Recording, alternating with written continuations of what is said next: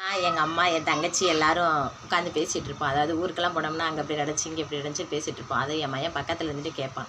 அப்போ நான் சொல்லுவேன், டேய் பெரியவங்க பேசிகிட்டு இருக்கப்போ ஊட கேட்டுகிட்டே இருக்காது சந்து போய் விளையாடு அப்படின்னுவேன். அதுக்கு அவன் சொல்லுவான், அம்மா நீங்கள் பேசுகிற விஷயங்கள் எனக்கு இன்ட்ரெஸ்ட்டாக இருக்குமா, நீங்கள் பேசுகிறப்ப நான் கேட்கணும் போலேயே இருக்கும் அப்படின்னு சொல்லுவான். அப்போ ஒரு நாள் சொன்னான், அம்மா நீங்கள் சமோசா வடையெல்லாம் போடுறீங்களா, இதெல்லாம் யூடியூப்பில் போடலாம்ல அப்படின்னா. டேய் வேணாண்டா, நானே ஏற்கனவே வடையெல்லாம் போட்டு ஊருக்கே தெரியுது, இதில் வேறு யூடியூப்பில் போய் உலகமே தெரியணுமாடா, வேணாண்டா அப்படின்னு. இல்லைம்மா இதனால் நம்மளுக்கு நல்லா நிறைய பப்ளிசிட்டி உங்களுக்கு கிடைக்குமா அப்படின்னா. அதனால எனக்கு என்னடா பிரயோஜனம் என்ன, அதனால நீங்கள் சம்பாத்தியம் கூட பண்ணலாமா அப்படின்னா. நானும் சந்தோஷமாக வீடியோ போட்டேன். வியூஸ் எதுவும் போகல, எங்கள் சொந்தங்கள்கிட்ட நிறைய வியூஸ் போச்சு. அவங்கெல்லாம் என்னை பார்த்து கிண்டல் அடித்தாங்க. அதுக்கப்புறம் கொஞ்ச நாள் போனதுக்கப்புறம் என்னோடய ஃபோனில் எடுத்து நான் பார்த்தேன். அதில் வந்து ஒரு வீடியோவுக்கு அழகு என்பது வெறுமாயி, அந்த வீடியோவுக்கு வந்து 8.8K போயிருந்துச்சு. அதை பார்த்துட்டு எனக்கு ஒரே சந்தோஷம். நம்ம சொல்கிற இந்த நல்ல விஷயங்களையும் அதாவது நடந்த விஷயங்கள் சொல்கிறத இன்ட்ரெஸ்ட்டாக கேட்குறாங்க அப்படின்னு தெரிஞ்சுட்டு நானும் சந்தோஷமாக வீடியோ போட ஆரம்பித்தேன். என்னுடைய வீடியோவுக்கு இன்னும் சப்போர்ட் கொடுங்க. அந்த சந்தோஷம் எனக்கு 3வது